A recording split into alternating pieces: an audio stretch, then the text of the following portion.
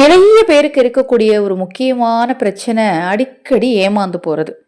ஒரு கடைக்கு போனால் மீதி காசு வாங்காமல் ஏமாந்து போயிடுவாங்க. அதாவது மறதியின் நிமித்தமாக நடக்கிறது வேற. இவங்க அப்படித்தான், அவங்க அந்த 10 ரூபாய் கொடுக்கலன்னா அதை அவங்களுக்கு பார்க்க தெரியாது, அதை அவங்க யோசிக்க மாட்டாங்க அப்படின்னு சொல்லி ஏமாத்திக்கிட்டே இருப்பாங்க ஒரு சிலர்.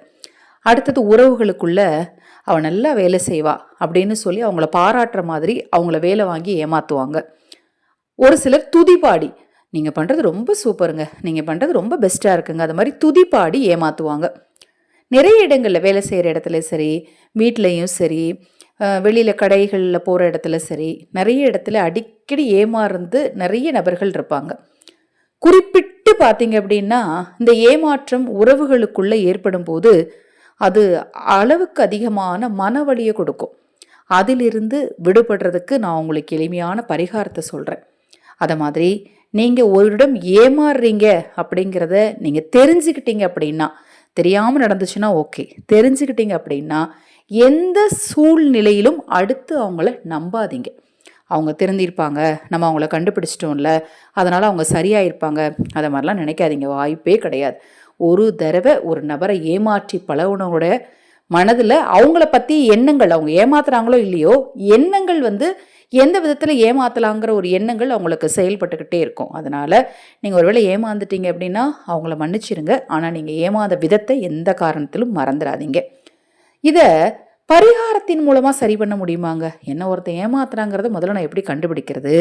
என்னை ஏமாத்தாமல் நான் ஒவ்வொரு விஷயத்துலையும் முன்ஜாக்கிரதையாக இருந்து தப்பிக்கிறது எப்படி? இதுக்கு ஒரு பரிகாரம் இருக்கா அப்படின்னா நிறைய பரிகாரங்கள் இருக்குது. அதில் ஒரு விஷயத்தை இப்போ நான் உங்களுக்கு சொல்கிறேன்.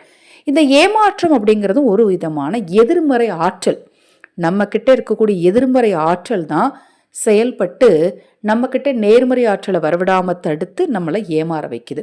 அப்போ அதை நாம் இந்த பரிகாரத்தின் மூலமாக நிச்சயமாக சரி பண்ண முடியும். நீங்கள் உங்களை ஏமாத்துறவங்க யாருன்னு உங்கள் பக்கத்தில் அவங்க வந்தாலே அதை உங்களால் கண்டுபிடிக்கவும் முடியும். அது என்ன பரிகாரம் அப்படிங்கிறது தெரிஞ்சுக்கிறதுக்கு முன்னாடி, அக்ஷய பாத்திரம் உணவளிக்கும் திட்டம், அடுத்தது கடன் தீர அருள் தரும் ஆதிவராகி வசிய தூபம், கணவன் மனைவி ஒற்றுமை அதிகரிக்க உண்மத்தவராகி வசிய தூபம், வீட்டில் இருக்கக்கூடிய செய்வினை பிரச்சனைகள் நீங்குவதற்கு மகிஷாரூட சத்ரு சம்ஹார வசிய தூபம்.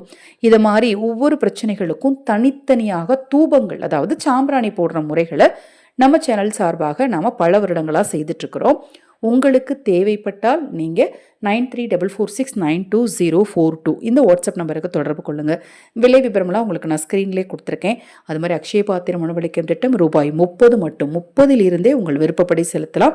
அதை பற்றிய தகவலுக்கும் நீங்கள் வாட்ஸ்அப் பண்ணுங்கள். சரி, இப்போ இந்த பரிகாரத்துக்கு தேவையானது 2 பொருள் தான். சிறிதளவு, சின்ன ஸ்பூனுக்கு 1 ஸ்பூன் அளவுக்கு கல்லுப்பு எடுத்துக்கோங்க. அதில் 9 மிளகுகளை எடுத்து போடுங்க. போட்டுட்டு ஒரு மூட்டையாக கட்டி அதை உங்கள் சட்டை பாக்கெட்டில் வச்சுக்கோங்க, அல்லது உங்கள் ஹேண்ட்பேக்கில் வச்சுக்கோங்க. புடவை கட்டுறவங்களா இருந்தால் ரொம்ப கம்மியான குவான்டிட்டியில் எடுத்து கூட அதை நீங்கள் புடவையோட முந்தானையில் கூட கட்டி வச்சுக்கலாம். மொத்தத்தில் அந்த கல்லுப்பும் மிளகும் நீங்கள் வீட்டை விட்டு வெளியில் போகும்போது கையில் கொண்டு போயிடணும். ஏதாவது ஒரு துணியில் வச்சு கட்டி, ஒரு காகிதத்தில் கூட கட்டி, அது இன்னொரு முறை சொல்கிறேன், அது உங்கள் உடலில் படுற மாதிரி இருக்கணும். அந்த காகிதமும் அந்த துணி மூட்டையும் உங்கள் உடலில் படுற மாதிரி இருக்கும். ஏன்னா அப்போ தான் உங்கள் பக்கத்தில் இருக்கவங்க உங்களை ஏமாற்றக்கூடிய ஒரு மனநிலையில் இருக்கிறாங்களாங்கிறது எப்படி கண்டுபிடிக்க முடியும்னா, யாராவது உங்களை ஏமாற்ற, அதாவது கெட்ட எண்ணங்களோட பக்கத்தில் வராங்கன்னா அந்த உப்புடைய சூட்டுத்தன்மை அந்த இடத்துல நம்மளால் உணர முடியும். இது உணர்வுபூர்வமாக நிறைய பேர் சொன்ன ஒரு விஷயம். உப்புக்கு அப்படி ஒரு ஆற்றல் இருக்குது. கெட்ட சக்திகள் பக்கத்தில் வரும்போது அதை காட்டி கொடுக்கக்கூடிய, எப்படி சொல்லுவாங்க பார்த்தீங்கன்னா, நாய்களுக்கு யமன் வர்றது தெரியும், பூனைக்கு யமன் வர்றது தெரியும், வீட்டில் இருக்கக்கூடிய பசுவிற்கு யமன் வர்றது தெரியும் அப்படின்னு சொல்லிலாம் நீங்கள் கேள்விப்பட்டிருப்பீங்க இல்லையா? அதே போல் இந்த உப்பிற்கு கெட்ட ஆற்றல்கள் வருவதை முன்கூட்டியே அறிந்து கொள்ளக்கூடிய ஒரு அதீத ஆற்றல் இருக்குது. உப்போடு மிளகு, அந்த காலத்தில் வால்மிளகு போட்டுக்குவாங்க, வால்மிளகுன்னு சொல்லுவாங்க இல்லையா? அந்த வால்மிளகு அது நாட்டு மருந்து கடையில் கிடைக்கும். அந்த வால்மிளகையும் நீங்கள் எடுத்துக்கலாம். அதாவது கொஞ்சமாக உப்பு, ஆனால் மிளகு 9 எண்ணிக்கையில் இருக்கணும். அதை எடுத்து போட்டு ஒரு சின்ன மூட்டையாக கட்டி கூட வச்சுக்கணும். வெளியில் போகும்போது நைட்டு வீட்டுக்குள்ளே வர்றதுக்கு முன்னாடி வாசப்படியிலேயே ஒரு வீட்டுக்குள்ளே இருக்கவங்ககிட்ட கொஞ்சம் தண்ணி கேளுங்க, தண்ணியில் ஊற்றி கரைச்சி தூர ஊற்றிடுங்க. இல்லைன்னா அதை அப்படியே நீங்கள் அந்த பாக்கெட்டில் கொண்டு போனீங்கன்னா பாக்கெட்டு, இல்லை நீங்கள் துணியில் வச்சு கட்டி கொண்டு போய் துணியை திறந்து அந்த கல்லுப்பை கால் படாத இடத்துல அப்புறப்படுத்திட்டு வீட்டுக்குள்ளே போங்க. வீட்டுக்குள்ளே போகும்போது அதை எக்காரணத்தை கொண்டு திருப்பி கொண்டு போகக்கூடாது. சப்போஸ் மறந்து போய் கொண்டு போயிட்டீங்கன்னு பயப்பட வேண்டாம். டக்குன்னு ஞாபகம் வந்தோடனே அதை எடுத்து கரைச்சி கால்படாத இடத்துல அப்புறப்படுத்திடுங்க. இதை நீங்கள் தொடர்ந்து செஞ்சு பாருங்கள்.